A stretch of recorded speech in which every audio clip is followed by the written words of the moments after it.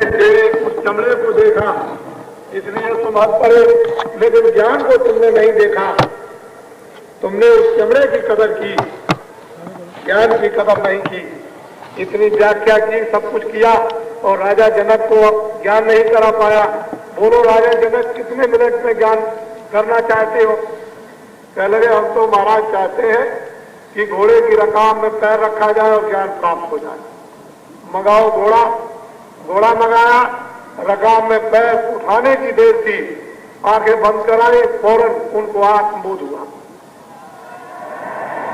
इसलिए राजा जनक को कहते हैं विदेह थे, जिन्होंने अपनी जीवात्मा का साक्षात्कार कर दिया उनको कहते हैं विदेह। जो अपने को नहीं जानते हैं, खुद को नहीं जानते, वो खुदा क्या जाने? जो अपने को नहीं जानते वो भगवान को क्या जानेंगे? तो ये बहुत सरल और गहन दोनों विषय आपके सामने हैं। इस कलयुग में सरल किनके लिए है? जो अनपढ़, और दुर्गम किनके लिए? जो बहुत पढ़े लिखे, जो बहुत विद्वान, उनके लिए ये दुर्गम और बहुत मुश्किल है। और सरल किसके लिए है? सच सुधरे सत्संगत पाए। जो नहीं जानते हैं सच संगत पाकर सुधर जाते हैं, उनको बोध हो जाता। लेकिन मूर्ख हृदय न चेत, मूर्ख कभी नहीं चेतता। मूर्ख पढ़ा होता है, रामायण जानता, गीता जानता, वेद जानता, पाप जानता, उपनिषद जानता, लेकिन किसी की सच्ची बात को नहीं मानता, उसी का नाम मूर्ख। यह है मूर्ख की परिभाषा। और सर सुधरे संगत पाए, पारस पर बड़ी मुश्किल की बात जो महात्माओं ने इतनी व्याख्या करके भर दिया तालाब और समुद्र की तरह, और वही बात न समझ सके तो बहुत मुश्किल है। इसलिए नर नारियों, आपको भगवान के पास पहुंचने के लिए अब कोई पढ़ने की जरूरत नहीं। अब तो जो पढ़ा दिया जाए उसको पढ़ लो। कुछ आपको पढ़ने की जरूरत नहीं है। जो कराया जाए कर लो, जो दिखाया जाए देख लो, जो सुनाया जाए वो सुन लो। जैसे आपको बता दिया जाए वैसे जरा करके देखिए।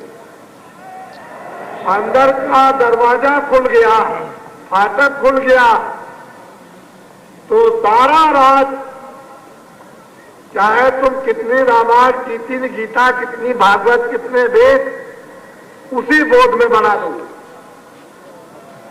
जिस बोध में ये बनाए गए, जिस बोध में लिखे गए, इन महापुरुषों का, फकीरों का ये इतिहास है कि ये कुछ नहीं जानते थे। न इनको अरबी आती थी, न इनको उर्दू आती थी, और न इनको फारसी आती थी। लेकिन देखिए क्या उन्होंने कहा, न इनको संस्कृत आती थी और न इनको हिंदी आती थी, न इनको और कोई भाषा, साधारण गांव की भाषा जो रोज अपने रोजमर्रा की खेती, किसानी, बाल बच्चों के पालन पोषण की, उसी भाषा में इन लोगों ने जो प्राप्त कर लिया और किताबों में लिख दिया है, वो अजर और अमर हो गया और चिरकालदर्शी। स्वयं निकल गए और कितनी जीवात्माओं को निकाल दिया, स्वयं पार हो गए और जीवात्माओं को एक भवसागर रूपी अज्ञान नदी से उन्होंने भगवान के नाम पर जीवात्माओं को बैठा के और पार कर दिया। तो ये आप सब इंद्रियों के उन विकारों में फंस गए। जीवात्मा दोनों आंखों के पीछे हिंदू, मुसलमान, ईसाइयों में बैठी हुई है, और इस जीवात्मा ने इंद्रियों के दरवाजों में होकर बाहर अपनी तमाम शक्ति को, अपनी तमाम ताकत को बाहर तकसीम कर दिया, बांट दिया।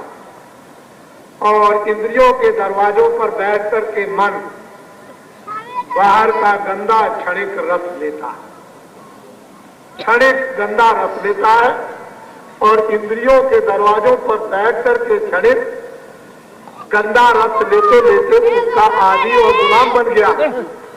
इसलिए कहा है मोहम्मद साहब ने कि तुम शैतान के बस में काबू में हो गए, और जब तक शैतान तुम्हारा ये मन पीछा नहीं छोड़ता तब तक तुम्हारी ये रूह इस कैद खाने से आजाद होकर और खुदा के पास दीदार के लिए नहीं जा सकती,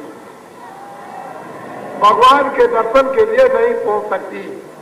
इसलिए हमको ये बात समझनी है कि इंद्रियों के दरवाजों पर जो नौकर हमने जीवात्मा की तमाम उसे प्रकाश, रोशनी और लाइट की शक्ति को तकसीम कर दिया, उसको हमें थोड़ा सा समेटना, एकत्रित करना है। समेट के ले आओ, एकत्रित करो और महात्मा बता दे, और उसको बाहर से खींच के अंदर की तरफ में उसका एक समूह बना दो, एक ढेर बना दो, और जैसे ही समूह बनेगा वैसे ही अपने में से रोशनी और प्रकाश, लाइट निकलना शुरू हो जाएगा। जैसे ही अपने में से रोशनी और लाइट जैसे ही शुरू हो गई, साधक उस समय पर साधना करते वक्त में क्या कहता है कि बड़ी टार्च की लाइट पड़ रही, बड़ी रोशनी पड़ रही है, उधर में दिखाई दे रहा। अभी तो आपको अपनी टार्च की रोशनी में दिखाई देता है, जब उधर से रोशनी मिलेगी, अभी तो आपकी स्वयं की रोशनी है, और जब उधर से रोशनी आपको मिलने लगेगी तब आपको पता चलेगा कि ये क्या हो रहा। इसलिए फिर मन आनंद चाहता, मन क्या चाहता? आनंद। जब उसको वो आनंद मिलने लगेगा, ठंडक का, अमृत का, शब्द का, जब उसको मिलने लगेगा तो इंद्रियों का गंदा क्षणिक जो स्वाद और रस लेता था उसको धीरे से रोज रोज सने सने उसके अभ्यास से और साधना से, रियाज से ये मन बदल कर और फिर वो आपके काबू में, आपके वशीभूत हो जाएगा। जब मन आपके वशीभूत हो जाएगा तो बड़ी बड़ी सिद्धियों को अपने काबू में कर लीजिए, अपने अधिकार में कर लीजिए। जब बड़ी बड़ी सिद्धियों को अपने अधिकार और काबू में करो तो मन बड़ा काम करता है कि मन तो ये त्रिलोकी का लाभ, ये तीन लोक पर शासन करता है।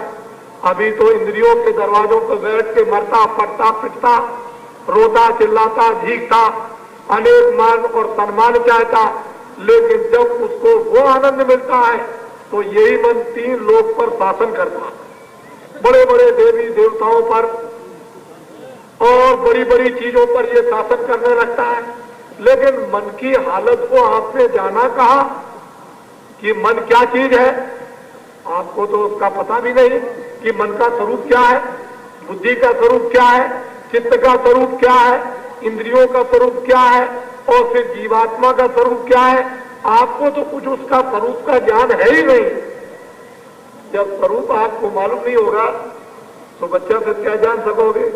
फिर तो ये बाहर के जो पर्दे हैं, बड़े मुलम्मे खास, लुभाने वाले, आर्टिफिशियल, और उन देखोगे और बच्चे की तरह से जवान और बुढ़ा और ज्ञानी भी रोने लगता है बाजार की चीजों को देखकर कि ये मुझको मिलना चाहिए, ये मुझको मिलना चाहिए, ये मिलना चाहिए, उसी में फंस जाओ और किसी न किसी के शिकार हो जाओगे।